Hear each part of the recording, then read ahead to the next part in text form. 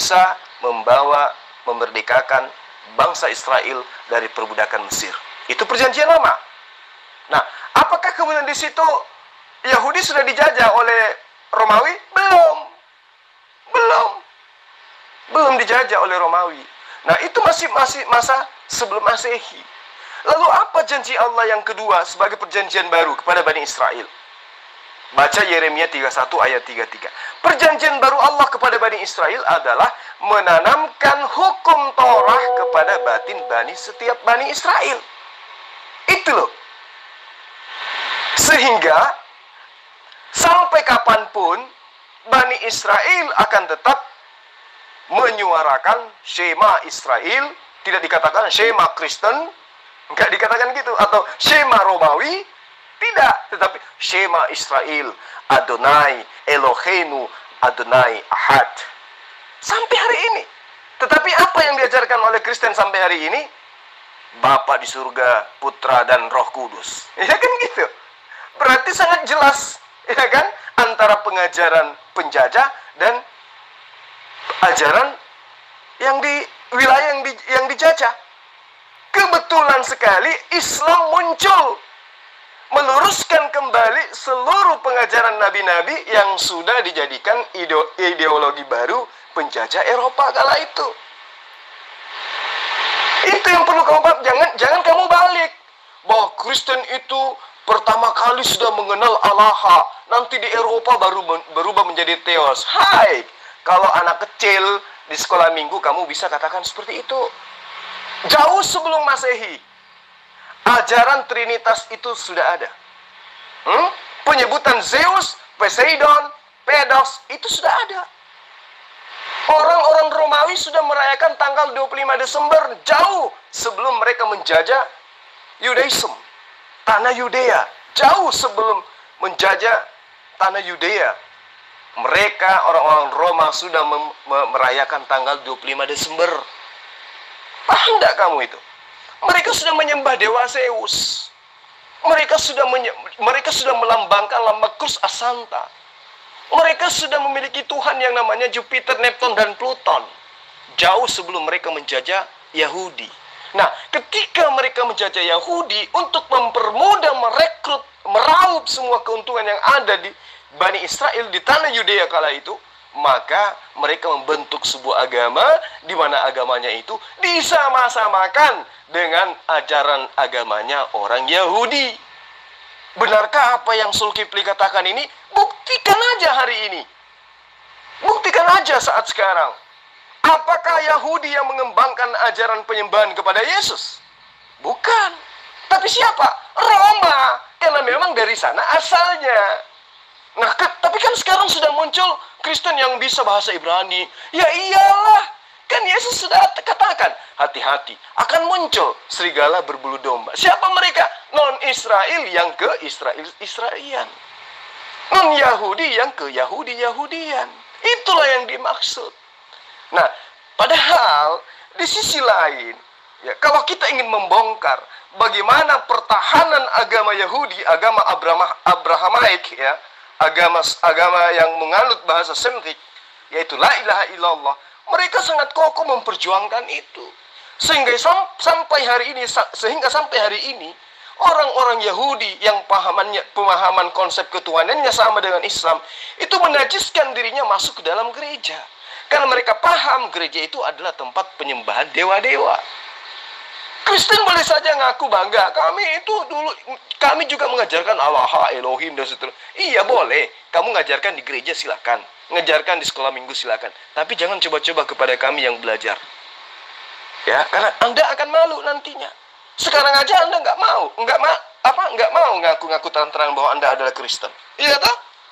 Karena Anda sudah menemukan titik kebenaran bahwa sesungguhnya kala itu munculnya agama Kristen akibat daripada penjajahan yang dilakukan oleh Roma terhadap tanah Yudea.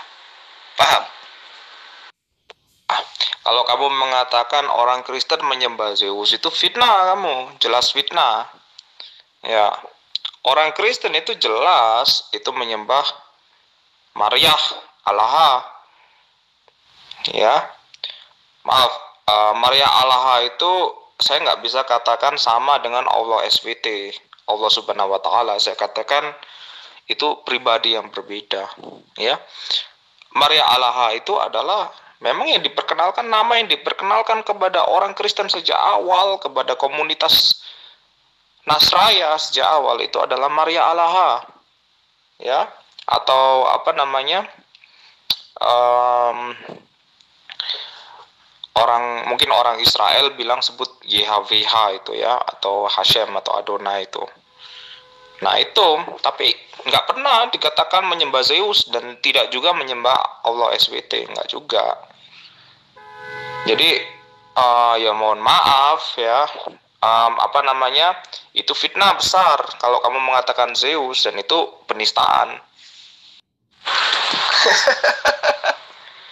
Sejarah tidak bisa kamu pungkiri, kawan.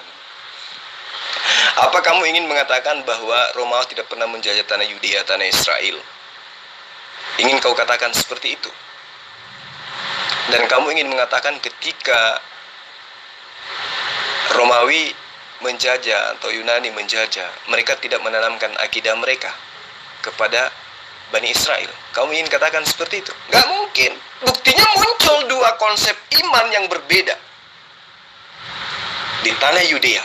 Apa itu? Monoteisme, politeisme. Monoteisme, satu Tuhan. Politeisme, banyak dewa atau banyak Tuhan. Nah, sekarang kita mari melakukan pendekatan histori berdasarkan dalil. Yesus di dalam pengabaran pewarta bernama Lukas jelas dikatakan Yesus itu bersunat genap pada hari ke-8. Yesus berpuasa dikatakan oleh pewarta yang kemudian tulisannya disebut dengan Matius, tertera di dalam Matius 6 ayat 16. Yesus mengajarkan umatnya untuk sholat, sujud, bertobat. Masih terekam oleh tulisan pewarta Matius 4 ayat 17. Yesus mengajarkan la ilaha illallah, monoteisme, di dalam Yohanes 17 ayat 3. Nah, konsep ini adalah konsep yang sudah ditanamkan oleh jauh-jauh sebelum ajaran Yesus itu ada. Bahkan sebelum Yesus itu dilahirkan. Siapa yang mengajarkan lebih dahulu ajaran ini? Nabi Musa alaihissalam. Dia lebih awal mengajarkan ini. Di dalam kitab Yesaya, dalam kitab Ulangan, dalam kitab Bilangan, di dalam kitab Kejadian. Semua telah diajarkan oleh Nabi Musa alaihissalam apa yang kemudian diajarkan oleh Yesus, yaitu ajaran Muslim, ajaran Islam. Bagaimana seseorang bisa menjadi Islam, maka itulah yang diajarkan oleh Yesus. Syahadat, sholat, bertobat, sunat, puasa, berbuat baik, ya, bertudung atau berjilbab dan lain sebagainya. Itu semua adalah pengajaran-pengajaran yang ditanamkan oleh ajaran monoteisme, termasuk Yesus yang sekarang kamu ingkari ketuhanannya di depan kami, tetapi di belakang kami kamu masih menyembahnya. Ini yang perlu kamu paham. Artinya ada dua sisi mata pengajaran konsep iman yang ada di tanah Yudea Israel kala itu, yaitu pengajaran yang dianut oleh penjajah, yaitu pengajaran politeisme, ajaran penyembahan kepada Theos, kepada Zeus, dan penyembahan kepada Allah. Nah, kondisi itu kemudian oleh karena penjajah pada saat itu ingin, ya, agar kekuasaan mereka itu tetap langgeng dan berkuasa, sehingga untuk meraup keuntungan, mengambil hasil bumi, mereka mengajarkan bahwa ajaran kami yang tiga Tuhan yang banyak menyembah dewa-dewi itu juga sama dengan ajaran yang kalian anut. Untuk itulah mari tunduk dan patuh kepada kami. Ya, itu yang perlu kamu paham. Jadi kala itu di tanah Galilea atau Yudea, saat itu orang-orang Yahudi jelas ada di antara mereka yang menolak politeisme. serta berpegang teguh kepada ajaran Islam, yaitu monoteisme, iman hanya kepada Allah. Orang-orang suci yang memiliki pengikut atau umat di dalam perkumpulan-perkumpulan penyembah Tuhan yang esa, yaitu Allah Subhanahu wa Ta'ala, difitnah, ditangkap, diadili, disidang, disesah oleh persidangan Romawi dan dieksekusi mati, termasuk Yesus yang mengajarkan la ilaha illallah. Untung saja Yesus lolos dari penangkapan. Nah, ketika mereka yang memperjuangkan kata la ilaha illallah ini diangkat ke langit, termasuk Nabi Yesus, sahabat-sahabatnya, murid-muridnya, maka ya, masyarakat dan umat yang awam menjadi sangat takut dan akhirnya menyerah. Politisi dan pemimpin agama Yudea yang korup menerima paham politeisme Romawi dengan senang hati dan tanpa punya perasaan bersalah. Maka apa yang terjadi? Penyembahan politeisme menjadi sah, penyembahan trinitas menjadi sah, penyembahan terhadap berhala dewa-dewa dianggap benar, penyembahan politeisme menjadi penyembahan monoteisme, Theos jadi Tuhan, Zeus menjadi Tuhan, kemudian Yesus yang memperlihatkan mujizat-mujizat itu dianggap kemudian menjadi adalah penjelmaan dari dewa Jupiter atau Pedon. Muncullah pemahaman orang belakangan termasuk you yang mengatakan Kristen itu lahirnya dari Timur Tengah. Padahal bukan. Kristen masuk melalui penjajahan, kemudian di sana mereka mempusi masuk dalam pengajaran la ilaha illallah. Kamu masih harus banyak belajar. BTW, aku dulu pernah loh nantang siapa namanya itu yang di YouTube itu, siapa sih namanya? Nandar itu loh, siapa? Yonatan Nandar. Aku cuma bilang begini. Kalau debatnya bahasa Ibrani aja gimana gitu loh, full gitu loh. Kenapa harus bahasa Indonesia kalau dia dikatakan ahli bahasa Ibrani gitu loh. Diblokir aku sama dia.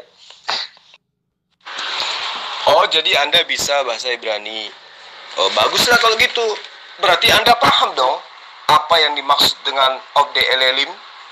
Ya toh? Berarti Anda paham apa yang dimaksud dengan Minim. Berarti Anda paham apa yang dimaksud dengan Edom. Berarti Anda paham apa yang dimaksud dengan Ammeharets. Anda paham apa yang dimaksud dengan Apikorosim, Dakutim, dan seterusnya. Terkhusus Anda paham berarti apa yang dimaksud dengan Abu Dasalah. Iya kan? Nah, lantas inilah mungkin yang membuat kamu itu dikenal dengan orang yang katanya sekarang sudah jadi ateis. Iya toh? Kalau Anda paham bahasa Ibrani, lebih parah lagi nanti.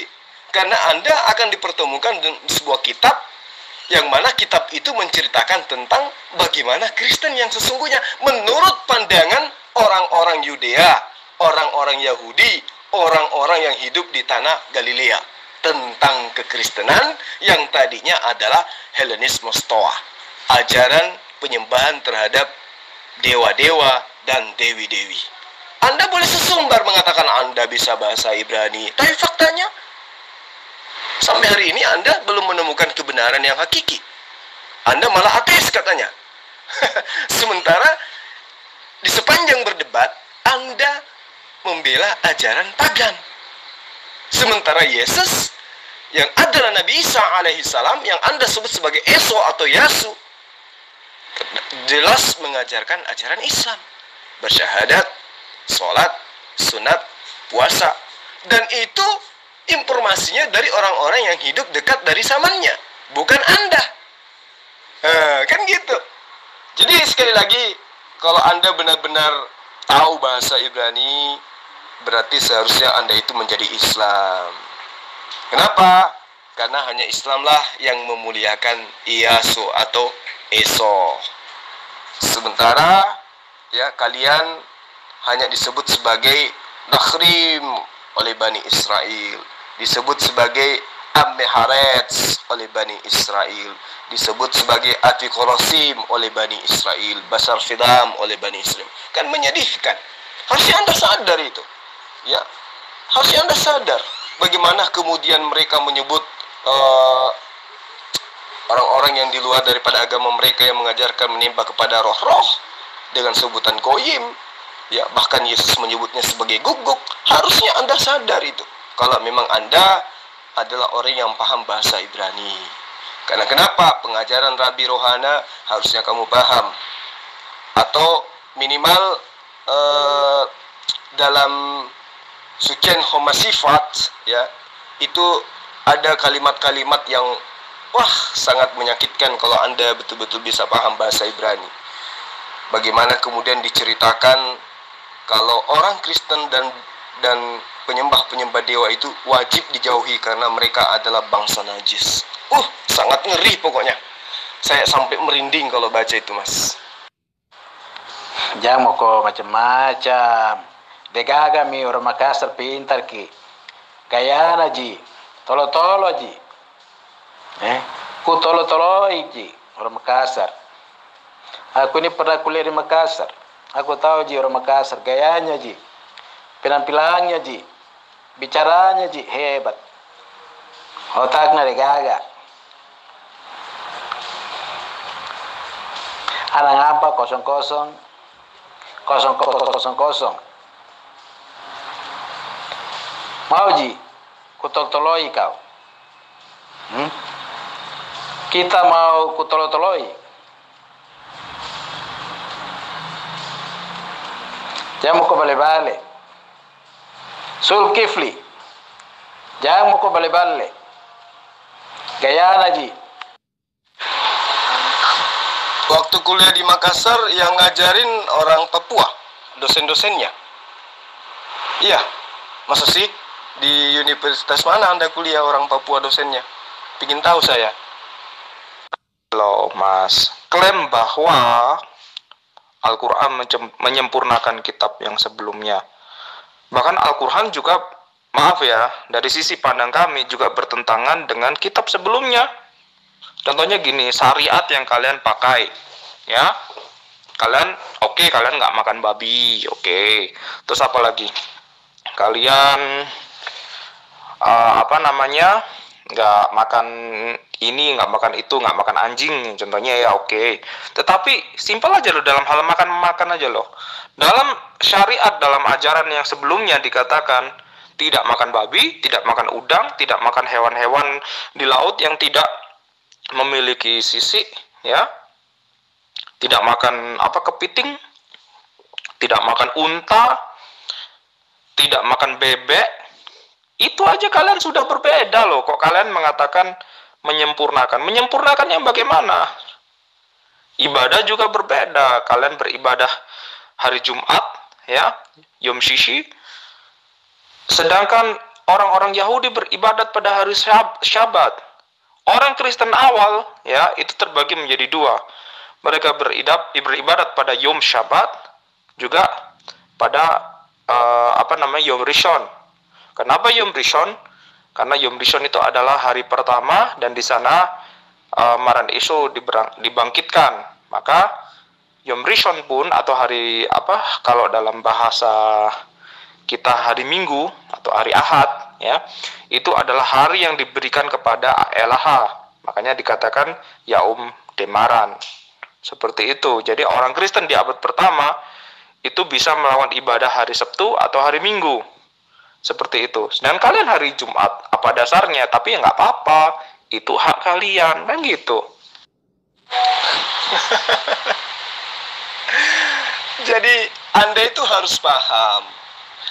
Keluarkan dulu dirimu di dalam golongan Bani Israel.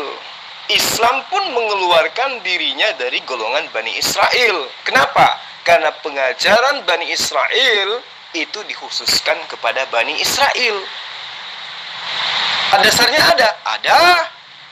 Yesus sendiri mengaku, aku diutus hanya kepada domba-domba yang hilang dari Bani Israel. Lalu apa lagi? Allah menjanjikan, bahkan membuat sebuah perjanjian baru berupa Torah, bahwa Allah akan menenangkan hukum Torah hanya kepada batin setiap Bani Israel. Anda bukan Bani Israel. Meski Anda ngaku bisa bahasa Ibrani, tapi Anda bukan Bani Israel, ya percuma. Ya, ibarat sekolah, Anda pintar, tapi Anda tidak terdaftar sebagai murid. Percuma. Karena Anda bukan bagian daripada Bani Israel. Kasihan kan? Nah, mending Anda mencari pengajaran Allah yang dikhususkan kepada seluruh umat manusia. Dan itu adalah Islam. Makanya Yesus mengatakan, masih banyak yang ingin aku ajarkan, tapi kalian belum sanggup untuk menanggungnya. Tapi ketika dia datang, yaitu seorang penolong lain, dialah yang akan mengajarkan segala sesuatunya tentang hukum-hukum. Nah, bukan malah muncul yang kalian katakan merpati, yang malah menghilangkan semua hukum-hukum. Galatia 3 ayat 13, dengan matinya Tuhan di atas kayu salib, dibunuh oleh makhluknya sendiri, maka hukum Tuhan itu hilang, musnah, batal, kita dibebaskan. Bukan seperti itu. Itu ajaran dewa-dewa yang saya bilang tadi. Kalau Anda menggolongkan ada dua, ada Sabat, ada hari Minggu, memang betul. Karena ada yang menganut ajaran, ada kekuatan yang mengajarkan bagaimana bisa melahirkan sebuah ideologi baru yang saya katakan kepada Anda itu tadi. Gitu loh. Ya. Sehingga andai saja kamu tahu, ya, andai saja kamu tahu nama yang kamu sebut sebagai Yesus, Yesua atau Yesus dalam bahasa Yunani, ya, yang mana di dalam bahasa Ibrani-nya biasa disebut dengan Yesua.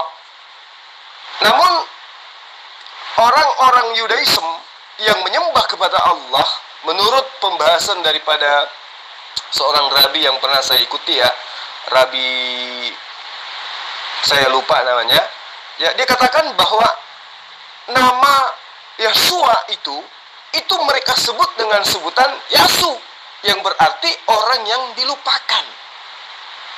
Sementara nama Yasu di dalam bahasa Ibrani adalah Maryam, sama dalam bahasa Arab, namun dirubah oleh mereka Bani Israel dikarenakan karena kejicikannya terhadap penjajah Romawi kala itu, maka mereka menyebutnya dengan sebutan Kariyah, yang artinya tai binatang atau kotoran manusia.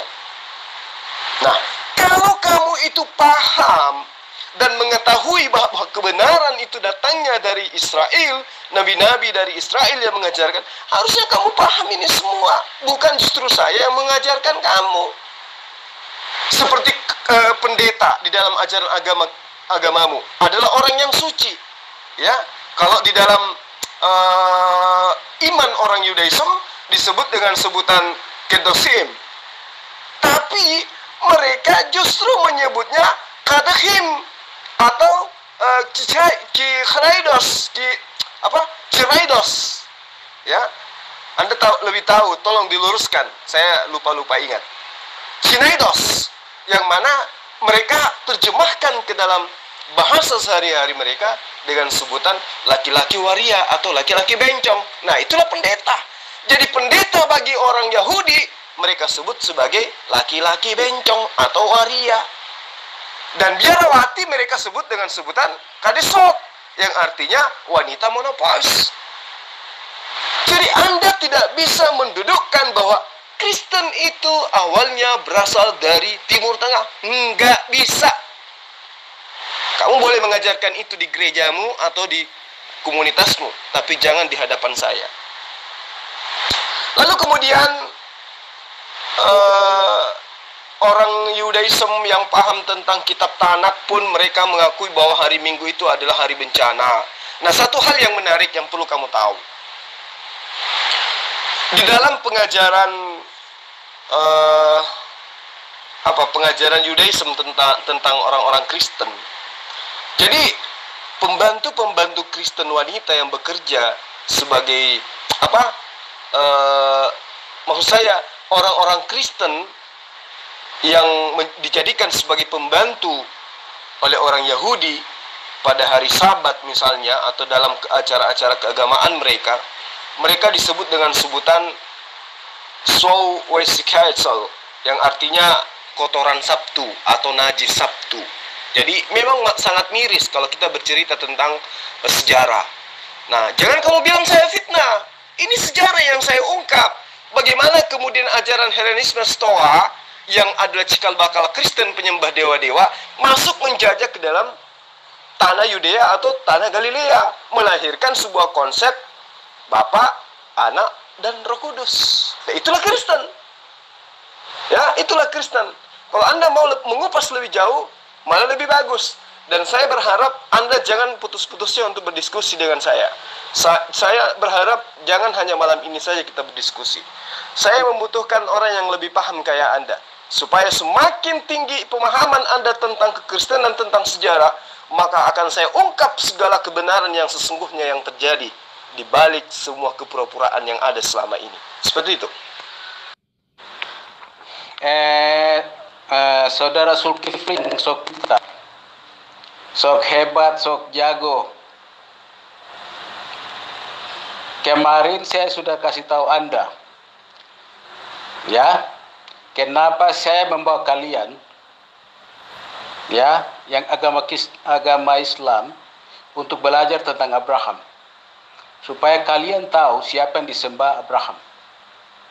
Jangan Anda coba-coba, ya, jangan coba-coba Anda katakan sesembahan Abraham itu Allah, ya. Bodoh kau. Ya. Abraham itu bukan orang Arab. Ya.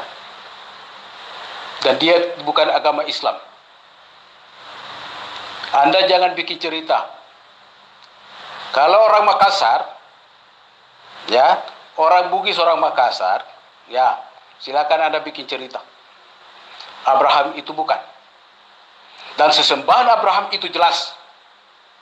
Abraham dan keturunannya, Ishak sampai kepada Yakub atau Israel, sesembahan mereka adalah Bapa Yah, Elohim Israel. Saya kemarin sudah kasih tahu, sesembahan kalian tidak punya nama. Jangan coba-coba hubungkan sesembahan Abraham dengan sesembahan kalian. Sesat kau. Ya. Saya sudah kasih tahu kemarin, Anda penyembah batu. Ya, jangan samakan. Ya, sesembahan Abraham, Ishak dan Israel dengan batu yang kau sembah. Jangan putar balik sejarah. Ya. Saya sudah bilang tadi, saya balik-balik kau. Kau punya otak yang tak bola balik, yang sok pintar itu. Siapa yang ngajar kau sejarah itu? Kau lebih bodoh dari kau punya guru yang ngajar. Saya pikir hari ini saya mendapat informasi baru dari kau. Ternyata informasi bodoh itu juga yang kau pegang juga. Yang kau percaya juga. Terlalu bangga belajar dari manusia. Saya sudah bilang, Dega orang Makassar pintar, Ji. Tolo-tolo semua. Ngomongnya Ji hebat. Gayanya Ji hebat. Dega apa-apana. Balik-balik, Ji. Kita itu bisa apa? Kita bisa apa? Ayo. Jangan mau kau campur baur agama Islam dengan Yahudi. Ya, jangan mau kau. Saya sudah bilang, Islam itu dari iblis, dari setan. Jangan mau kau campur-campur, ya.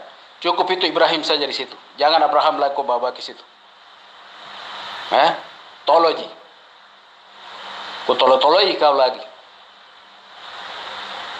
Jangan mau kau balik-balik. Kalau Kris ini kau tidak bisa balik-balik. Ya. Orang Makassar itu pintar sampai di mana? Bang Kumis Kuning kok emosi sih? Kalau Allah yang kami sembah itu bukan Eloh yang mewahyukan firman kepada Abraham, Ishak, Yakub, dan juga Musa, maka kitab-kitab yang diajarkan kepada keturunan Bani Israel akan banyak membahas tentang Muhammad, akan banyak membahas tentang Islam, akan banyak membahas tentang Al-Quran. Tapi faktanya kan kagak. Justru yang mereka bahas, baik itu di dalam kitab Qasim Hamisfat, atau di dalam Zohar, atau di dalam pemahaman tentang Abu Dasarah, lalu kemudian Hikot Akum, atau kemudian Kasim Hamisfat, atau Orasaim, ya, atau Ioredea, itu membahas habis tuntas tentang hinaan-hinaan dan kenyataan-kenyataan pahit tentang kekristenan. Contoh, di dalam Sohar pertama pasal 25 misalnya, dikatakan bahwa penyembah Yesus itu wajib dibunuh karena mereka adalah pemberontak. Gitu loh. Di dalil ini dikatakan bahwa para penyembah berhala, yaitu Kristen, harus dibasmi dari muka bumi. Para pangeran mereka harus menjadi sasaran yang pertama kali dalam hal ini. Sebab apabila mereka dalam arti kata Kristen masih terus hidup, maka usaha pembebasan Yahudi akan semakin jauh. Dan doa-doa dan ibadah Yahudi demi pembebasan dari penawanan orang-orang Romawi Kristen kala itu akan semakin sulit. Itu andaikan saja Bani Israel tidak merasa dijajah oleh Kristen, maka tidak akan muncul kitab-kitab seperti itu. Gak mungkin muncul. Nah, sekarang kitab apa yang menceritakan tentang Islam dan Muhammad yang dimiliki oleh orang Yahudi yang menghujat tentang Islam? Ada enggak? Yang paling tenar ada yang disebut Talmud. Itu menceritakan Tuhannya orang Kristen. Lalu kemudian kalian mengaku sebagai Yahudi. Orang Papua Tulen ngaku Yahudi. Itu nyambungnya di mana? Kamu dari keturunan mana? Selalu bawa suku. Selalu hina-hina Makassar. Tapi dulu kuliahnya di Makassar. Ngekos di kolong rumah. Hina orang Makassar. Nah, waktu kuliah di Makassar, dosenmu orang Papua. Iya. Kalau dosenmu orang Papua, kuliah saja di Papua. Ngapain datang ke Makassar? Ya, jadi jangan bawa-bawa suku. Karena biar kau hujat suku Makassar, kumismu tetap kuning. Gak berubah menjadi ungu. Gitu ya. Dan jangan ganggu saya. Saya lagi menginjili kawan kau itu yang ke Yahudi-Yahudian sama seperti kamu. Tapi dia masih mending. Ya, dia ada sedikit pemahaman tentang makhraj huruf daripada Aram. Kamu nol, kumismu aja yang kuning. Oke, Zulkifli, kamu bolehlah berkata-kata seperti itu. Sekarang aku tanya sama kamu nih. Sebenarnya orang yang percaya kepada Maran Yesus ini disebut sebagai Kristen atau Kristiani atau Mesikani atau Misikaye itu kapan? Aku tanya sama kamu. Kalau memang kamu ngerti, ya aku tanya sama kamu, kapan orang-orang yang pertama yang percaya kepada Maran Yesus itu disebut sebagai Kristen atau Misikaye atau Kristianoi dalam bahasa Yunani itu pertama kali, dan di mana? Ya, apakah itu di Yunani? Apakah itu di Romawi? Atau di mana? Aku nggak tahu apa yang kamu ketahui. Soalnya kamu kelihatannya lebih tahu kayaknya. Jadi, kalau dipantau dari segi kitab ya, karena ini bercerita tentang kisah, dan kisah itu adalah kau akui sebagai sebuah kebenaran firman Tuhan menurutmu, ya kan? Maka silakan Anda baca di Kisah Para Rasul 11 ayat 26. Di mana penyembah-penyembah Yesus itu pertama kali disebut sebagai Kristen. Apakah di Yudea, di Nazaret, atau di Galilea, atau di Antioquia, Tarsus. Nah, itu yang perlu kamu paham. Jadi kalau kau berbicara mengenai tentang penyebutan Kristen, ya orang-orang yang menyembah Yesus itu pertama kali disebut Kristen di mana? Di Antioquia, kan? Kalau Anda bodoh, lebih baik berarti bicara. Apa hubungannya Israel dengan Islam? Bodoh sekali Anda ini. Ya, bodoh sekali Anda. Otak Anda itu sudah diputar balik oleh roh-roh iblis, roh-roh setan. Oleh mantra-mantra, oleh jin-jin. Bodoh. Orang paling bodoh yang saya pernah ketemu Anda ini sudah. Ya, saya tidak tahu yang lain, mungkin kalau ketemu saya lagi. Ya, Anda dengan si siapa? Firdaus sama bodohnya.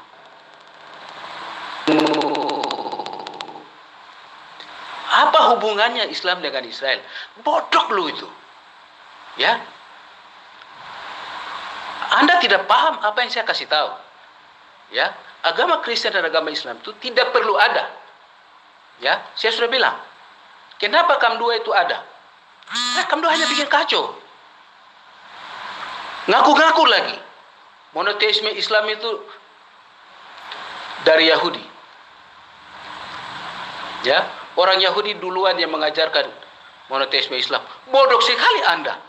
Harusnya Islam itu yang berkaca kepada monoteisme Yahudi. Mana yang lebih dahulu ada? Ya, kau punya Muslim, kau punya Islam, goblok. Makanya kalau saya bicara itu Anda dengar. Itu memilih bangsa. Ya, bukan memilih bahasa. Saya sudah kasih tahu. Anda tidak tangkap apa yang saya bicara. Ya, kalian Islam itu semua dengar tidak apa yang saya bicara? Elohim memilih bangsa.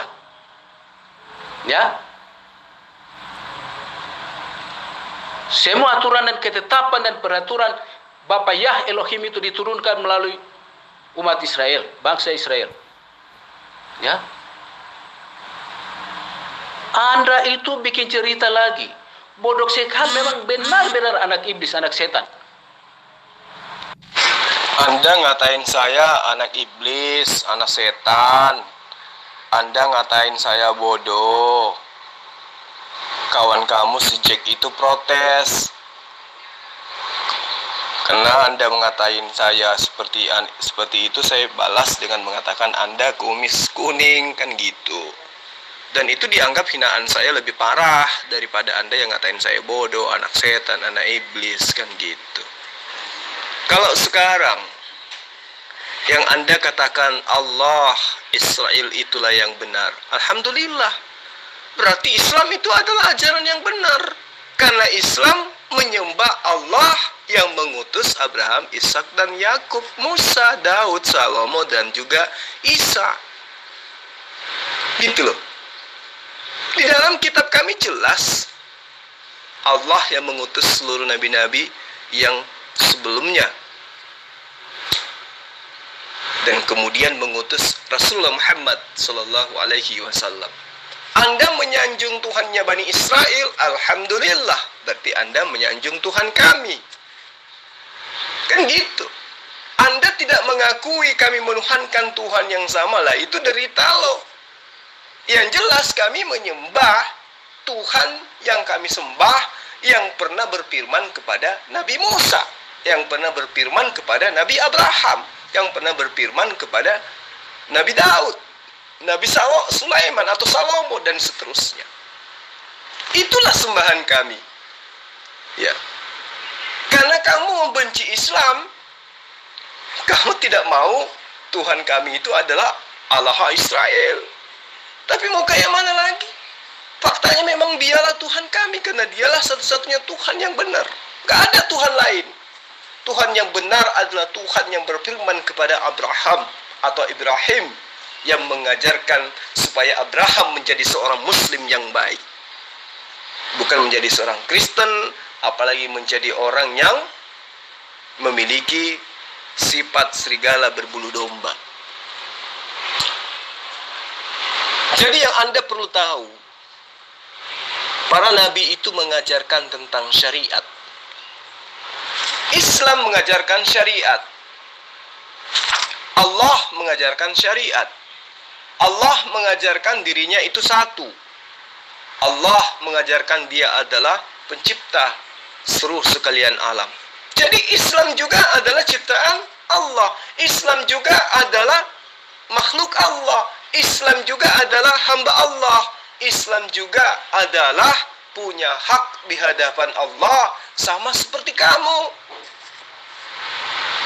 Kalau Anda kemudian mengatakan Allah SWT itu bukan Allah Israel, apa dasarmu?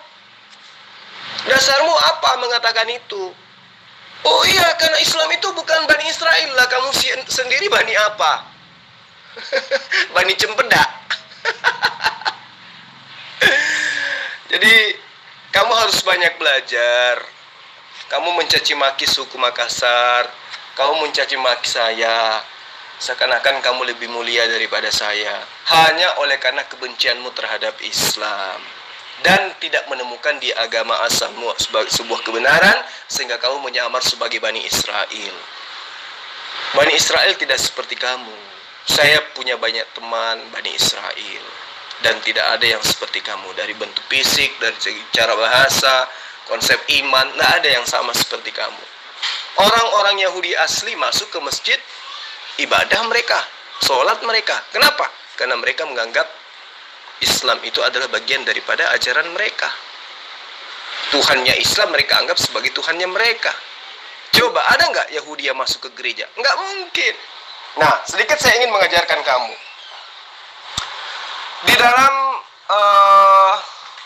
di dalam kitab Kasen Hamisfat itu dikatakan bahwa semua penduduk kota Yahudi wajib memberikan saham sebagai usaha bersama dalam memberikan biaya untuk membunuh pengkhianat-pengkhianat yang mereka sebut sebagai orang yang ikut kepada ajaran penjajah Romawi.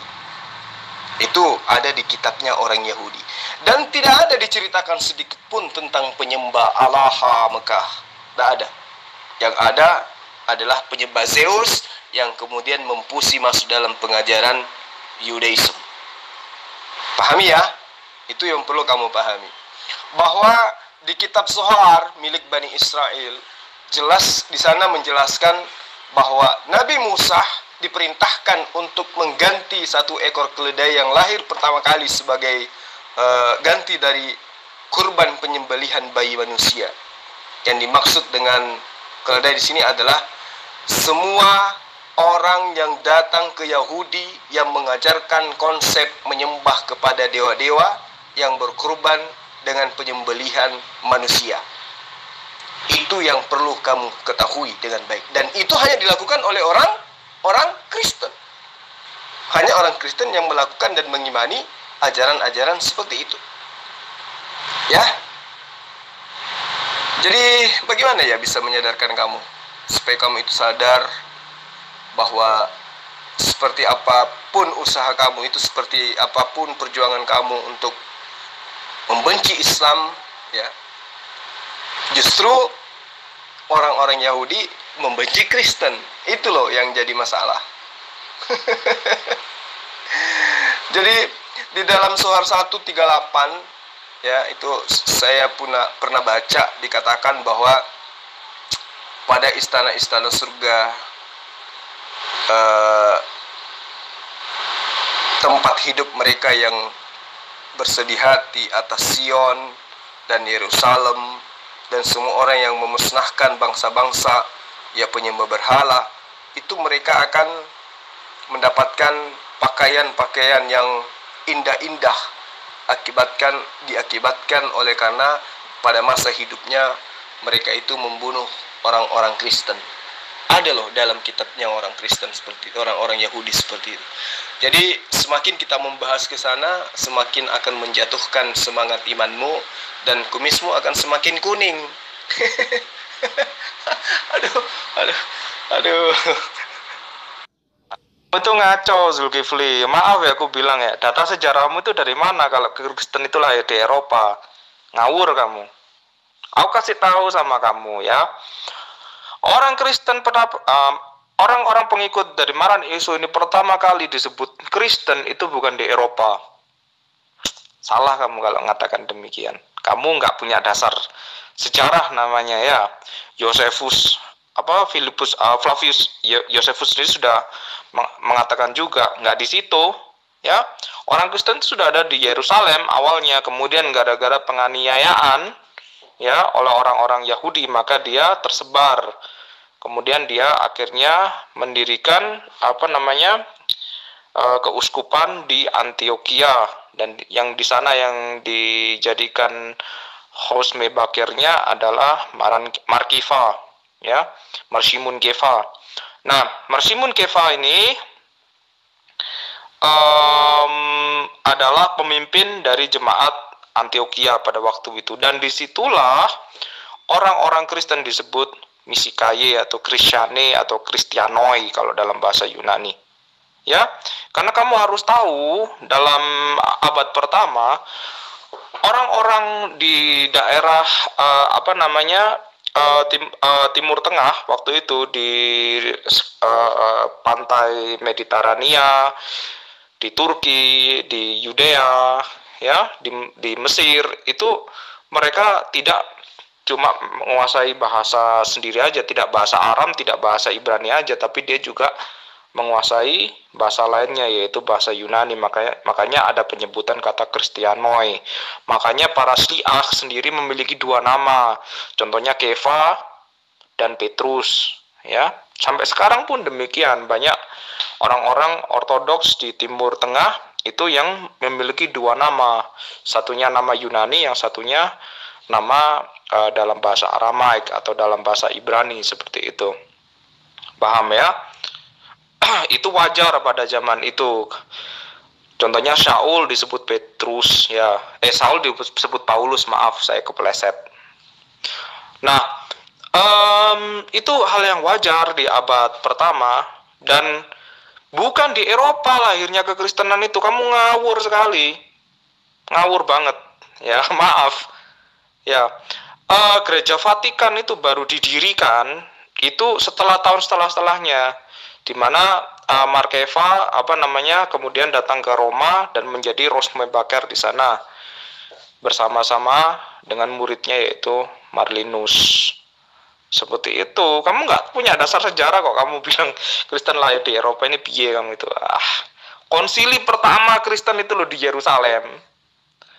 Ya, di sana itu dihadiri para shlihim. Kemudian ada juga 70 murid di sana juga dihadiri juga. Kok kamu mengatakan kekristenan lahir di Eropa? Dasar sejarahmu mana, Zulkifli? Ya ampun. Jadi kamu tidak mendengarkan VN saya sampai habis.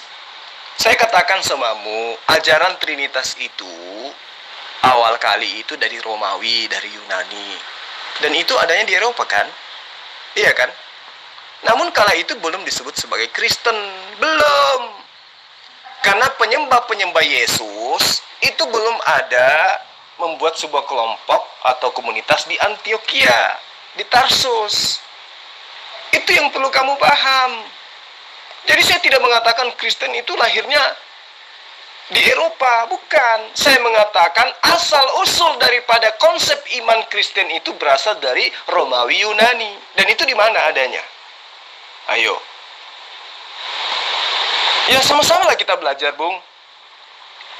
Penyembahan pesta-pesta 25 Desember, penyembahan terhadap dewa Brahma, Wisnu, Yisiwa, Ausurius, Horus, Irisis, Zeus, Poseidon, Pedos, Jupiter, Neptun, Pluton, dan seterusnya. Itu berasal dari mana? Yudea, Galilea, Israel, Nazaret. Bukan kan? Iya, bukan. Dan itu yang kamu anut. Ibadah hari Minggu itu adalah penyembahan kepada siapa? Yesus, Mitra, Osiris, Bacchus. Sama semua. Sama semua. Kelahiran Dewa Putra Matahari. Ya, atau Natalis Solix Invicti.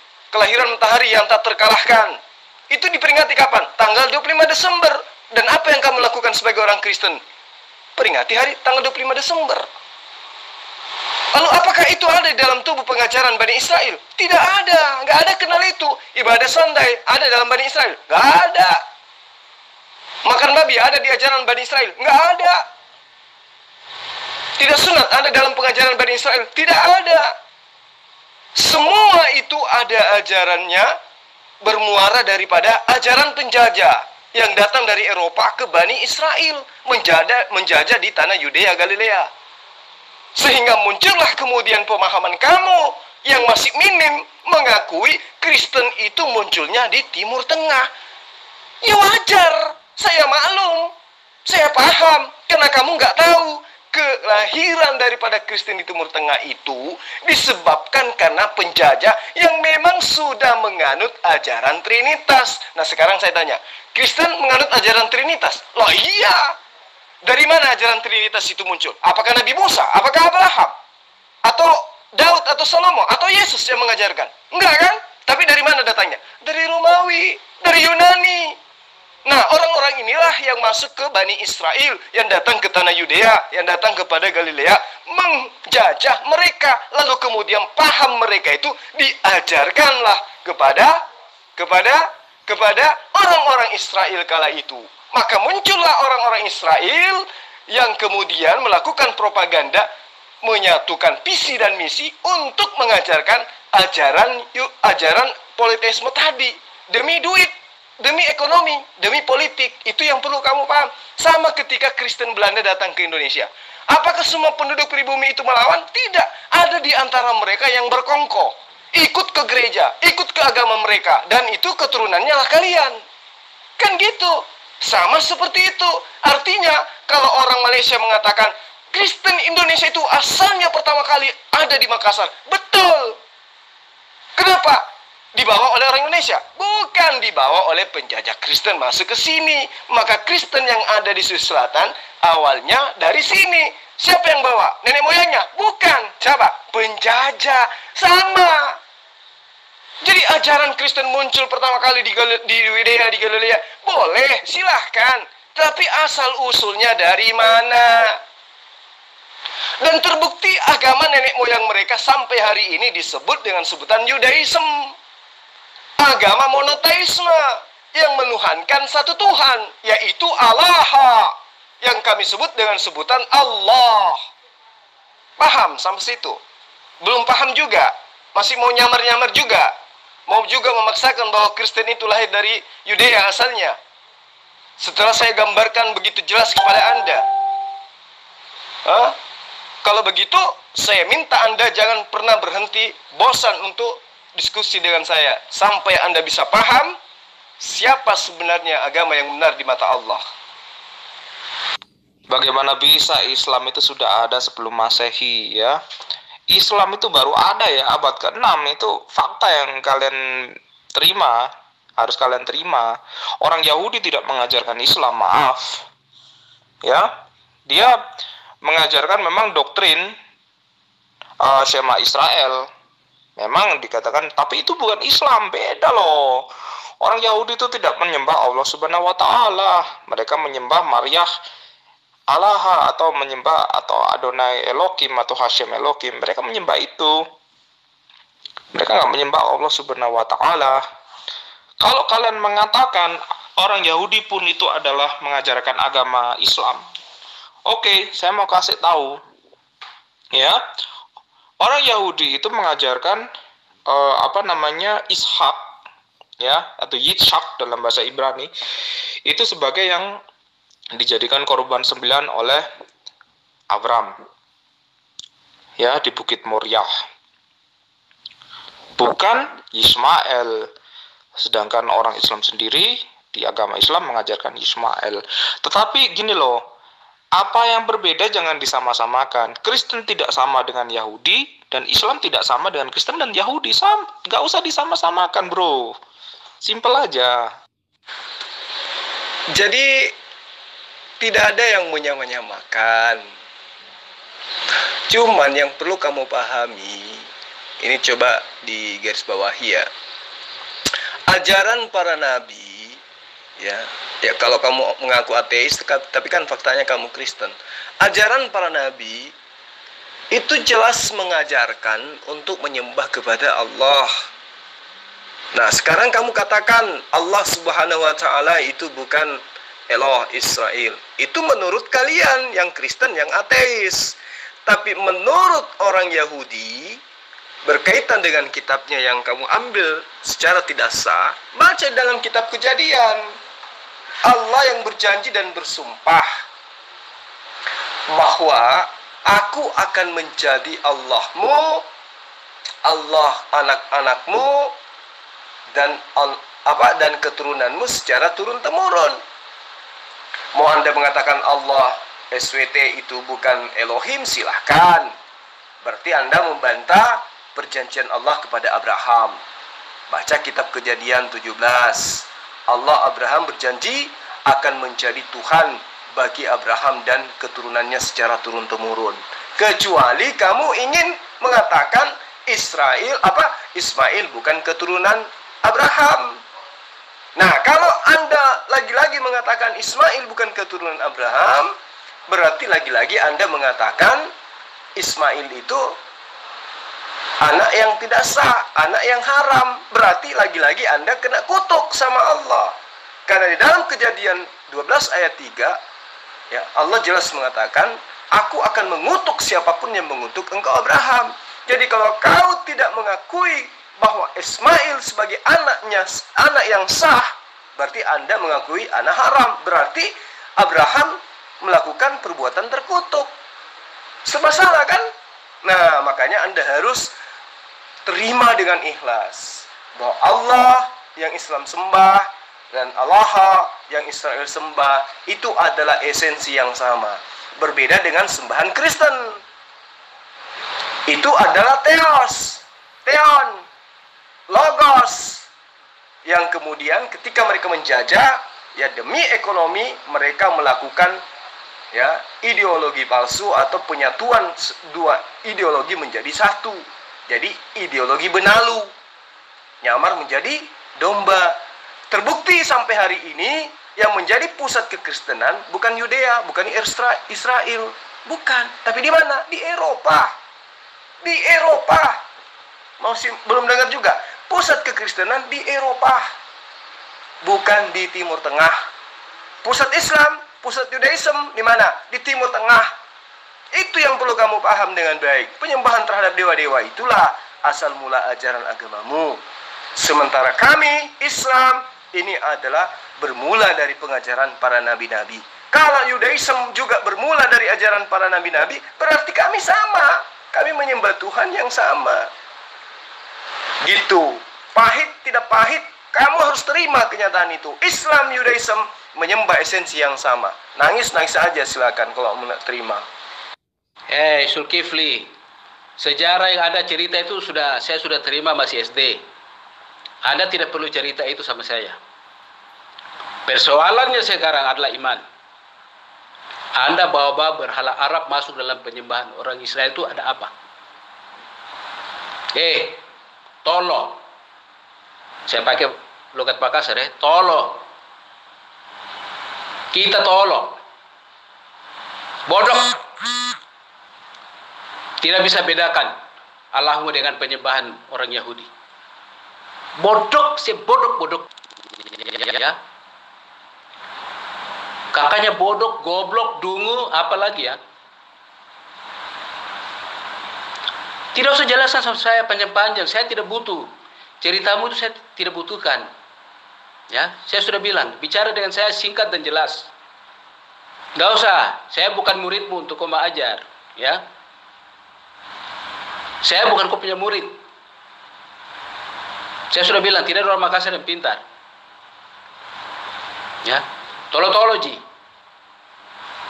Kayaknya ji.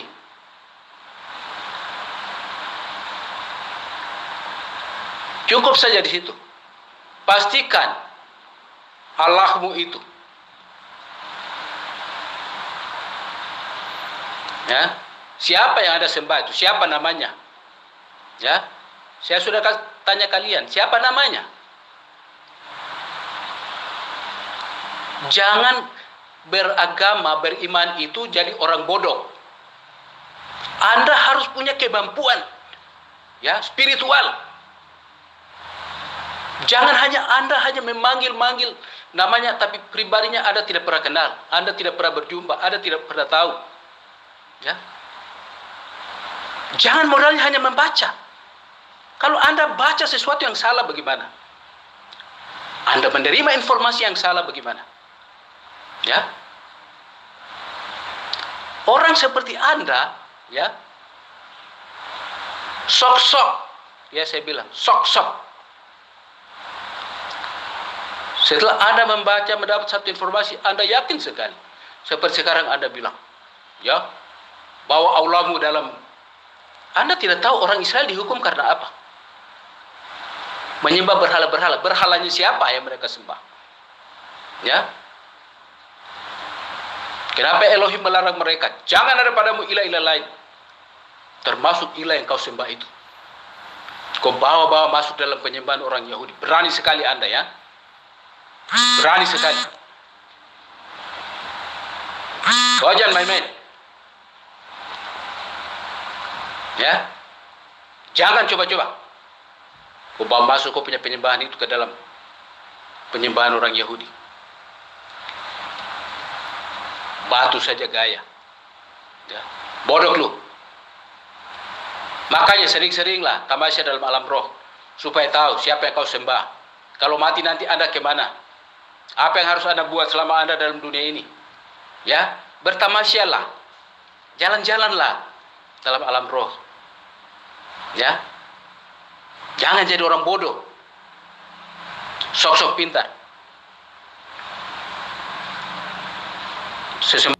Kamu sudah mengakui bahwa sejarah yang saya jabarkan sudah pernah kamu pelajari ketika kamu SD.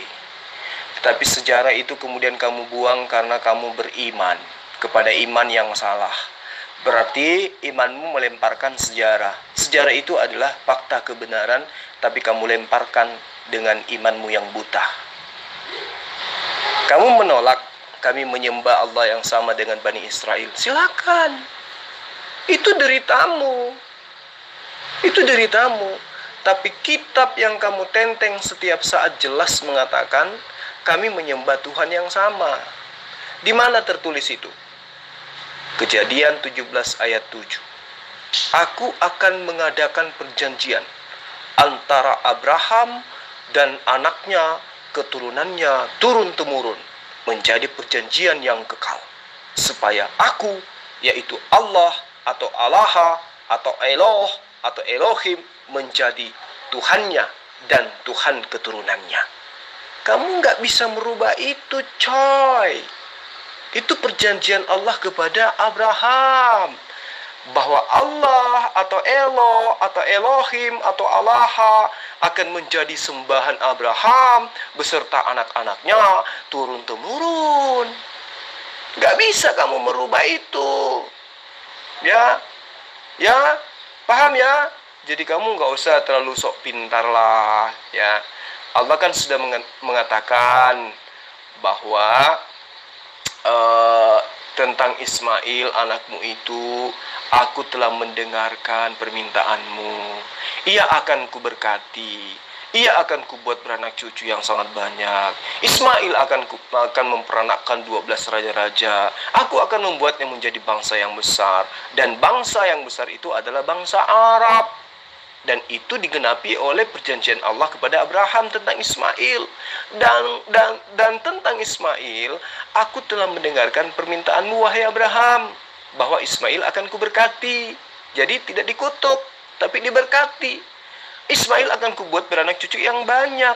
Dan kalau kau tidak mengakui bahwa Arab itu adalah keturunan Ismail yang beranak cucu banyak, lantas anak cucu Ismail yang beranak cucu banyak itu mana? Papua gitu maksudnya. Lalu kemudian dikatakan lagi di ayat selanjutnya, di ayat di Kejadian 17 ayat 26. Pada hari itu Abraham dan anaknya Ismail disunat. Nah, Ismail bersama dengan Abraham disunat. Dan itu dikatakan sebagai anaknya. Nah, sementara Allah berjanji kepada keturunan Ismail bahwa keturunan Ismail akan Allah atau Allaha Abraham akan menjadi Allahnya keturunan Ismail secara turun-temurun. Dan Rasulullah Muhammad SAW itu adalah keturunan Ismail. Nah, sampean keturunan siapa? Aduh, kamu belajar lagi deh. Ini orang memang mempertahankan ajaran iblis, ajaran setan yang memang dia yakini benar-benar sebagai kebenaran. Bodohnya ada ketulungan. Bodoh. Anda itu Islam harusnya bercermin ke Yahudi. Bukan Yahudi yang harus melihat ke Anda. Aduh, ini orang ini dari planet mana sebenarnya ini? Ya. Kok bisa-bisanya? Otak Anda itu sudah Anda beres itu. Coba nanti besok periksa ke dokter jiwa. Sudah koslet sana sini. Coba cek dulu, jangan sampai ada saraf-saraf yang hilang. Zulkarnain, Kak Zulkifli, Kak siapa? Sul siapa lagi? Ya. Anda memang benar-benar anak ini bisa memutarbalikan fakta. Ya. Saya kasih tahu ya. Saya kasih tahu sekarang Anda ya. Kemarin saya sudah buat itu. Fan, Anda dengar atau tidak? Saya kasih tahu sekarang. Saya akan kasih tahu Anda dari Matius pasal 4. Waktu Yesusku ada di bumi ini, waktu dia berpuasa 40 hari, Roh membawa dia ke padang gurun. Lalu si iblis setan mencobai dia. Yang pertama, apa iblis kasih tahu? Yesus, kau lapar jadi. Ada batu-batu ini, coba batu satu ini coba bikin sudah jadi roti. Supaya kau makan, kenyang, kuat. Ya. Apa Yesus kasih tahu sama dia? Manusia bukan dari roti saja. Tapi manusia hidup dari firman Yah Elohim. Iblis tidak menyerah. Dia bawa lagi ke hubungan bait suci. Sekarang kasih jatuhkan diri dari atas. Karena pasti waktu kau jatuh itu, malaikat-malaikat pasti akan menatangi kau di atas tangan. Kakimu tidak akan terantuk kepada batu. Yesus bilang apa? Jangan sekali-kali engkau mencobai Yah Elohimmu. Ya. Iblis tidak menyerah. Masih ada ketiga lagi. Dia bawa ke tempat yang tinggi, gunung yang tinggi, menunjukkan segala kemewahan dunia, kemuliaan dunia. Semua yang bagus-bagus itu dikasih tunjuk dari sana. Apa yang iblis bilang? Kalau hari ini engkau sujud menyembah sama saya, semua yang kau lihat ini akan jadi milikku. Lalu apa yang Yesus kasih tahu sama dia? Enyahlah engkau iblis.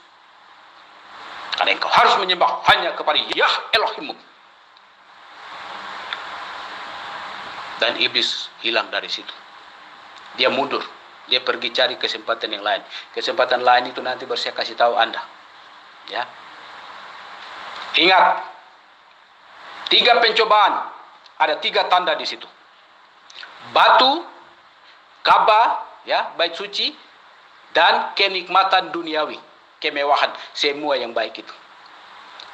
Ya, iblis membuat dirinya seolah-olah dia adalah pencipta. Catat ya, apa yang saya bicara ini catat. Ya, ini berharga untuk keselamatanmu. Ya, batu, bait suci, Ka'bah, dan kenikmatan duniawi. Ingat pencobaan di padang gurun.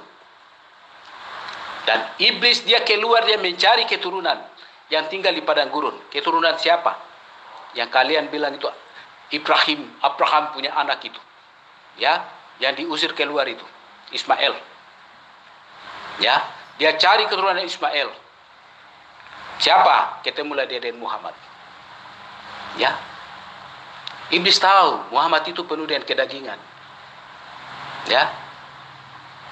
Apakah saya memfitnah atau itu fakta? Anda buktikan sendiri. Ya. Saya hanya mendengar. Mungkin seperti itu atau tidak. Dan salah satu kenikmatan duniawi yang ditawarkan adalah seks. Ya. Seks. Baik di dunia ini maupun setelah dunia yang baru nanti. Catat itu. Yang saya bicara ini Anda catat. Ya. Saya tidak akan mengulangi lagi. Kalau saya sudah bilang seks, silakan buktikan. Muhammad itu istrinya berapa? Silakan buktikan anaknya itu katanya ada yang masih bukan anak ya. Istrinya ada yang masih 9 tahun, 8 tahun, atau 10 tahun. Ada tidak? Ya. Saya buka rahasia ini kepada Anda. Dan kepada semua orang yang mendengarkan fans saya. Tabiatnya pas seperti yang iblis mau. Ya. Yesua dia tidak bisa kalahkan. Yesua itu datang dari Samaim. Dia bukan manusia biasa. Ya. Yang manusia daging itu yang dia cari, maka dapatlah dia di Arab. Jadi siapakah yang kalian sembah itu? Itulah dia. Yang tadi itu, yang mencoba Yesua itu. Yang sekarang datang angkat diri menjadi siapa? Ciptaan mau menjadi pencipta. Itu dia. Dan siapa nabinya? Itu dia. Nabi yang menerima itu. Yang sama-sama dia itu. Itulah dia. Jadi, jati diri kalian sudah jelas ya. Siapa? Saya hanya mau kasih ingat ya. Kitab suci orang Yahudi, jangan kamu coba-coba masuk obok-obok ya. Karena ada dua hal. Pertama, orang mau belajar untuk tahu, berarti dia punya sifat kerendahan hati. Karena dia ingin mengetahui sesuatu. Tapi ada yang kedua adalah orang yang mau coba-coba. Itu yang seperti iblis tadi. Dia mengutip ayat kitab suci. Kan sudah bilang kalau nanti kamu jatuhkan diri, nanti malaikat-malaikat tahan. Nah, itu dia. Ya. Dia tahu kitab suci, ayat kitab suci itu dia tahu dan dia mencobai Yesua. Anda dan teman-teman Anda seperti itu kedudukan kalian. Kalian mengutip ayat kitab suci orang Yahudi, lalu kalian memelintir menurut versi kalian. Ya. Tapi dosa itu tetap pada kalian. Kalian mengikuti sifat iblis tadi itu. Ya. Si pencoba itu. Ya. Maka saya kalau masuk di grup itu, saya tidak terlalu banyak bicara. Saya hanya mau bawa kalian itu, siapa diri kalian? Kenali dulu. Ya, kenali diri kalian dulu. Kenali siapa sesembahan kalian. Ya, tidak usah bicara yang lain. Orang Kristen mau bikin apa? Terserah dia. Anda tidak perlu urusi imannya dia. Ya. Tapi karena Anda terus mengurusi, ya saya harus masuk luruskan. Sebaiknya memang Kristen tidak ada dan Islam tidak ada. Selesai, aman. Ya. Anda ngaku-ngaku. Ya, ngaku-ngaku luar biasa Anda ini ya. Jadi Israel ini siapanya kamu? Siapanya kamu? Apa Israel itu yang keturunan Buddha? Otak tabula balik memang benar-benar anak iblis, anak setan. Ya, benar-benar pengikut iblis yang sejati. Zulkifli. Ya. Kita balik-balik, kita dibalik-balik lagi. Ya. Ditoloi-toloi lagi. Istirahat sudah. Lebih baik Anda tidur, Anda belajar, Anda pergi berdoa, ya. Anda bertobat. Selesai sudah. Jangan jadi kaki tangan iblis. Ya. Jangan sombong dengan pengetahuanmu. Saya pikir ada yang baru. Yang saya tahu itu yang Anda bicara. Percuma saja Anda bicara dengan saya. Ya. Percuma saja. Itu hanya masa lalu. Sejarah itu tidak penting. Yang penting itu kita percaya apa yang kitab suci katakan. Apa yang Elohim katakan untuk kita kerjakan dalam hidup kita. Pengetahuan itu hanya tambahan saja. Ketaatan kita. Ya Elohim hanya menghendaki ketaatan kita. Dalam melakukan perintah-perintahnya. Menjauhi larangan-larangannya dalam kehidupan kita. Ya. Yang lain-lain itu nanti. Tidak penting. Ya. Makanya saya bilang Anda harus sekali-sekali tamasya dalam alam roh. Ya.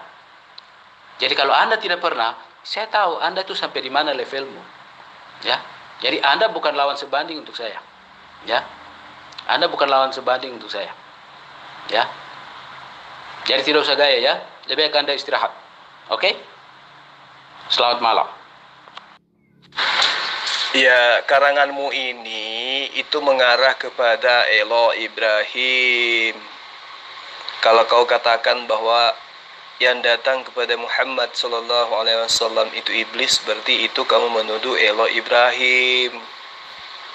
Karena di dalam kitabnya Bani Israel, Allah sudah berjanji, aku akan mengadakan perjanjian antara aku dan engkau serta keturunanmu turun-temurun, menjadi perjanjian kekal, supaya aku menjadi Allahmu dan Allah keturunanmu.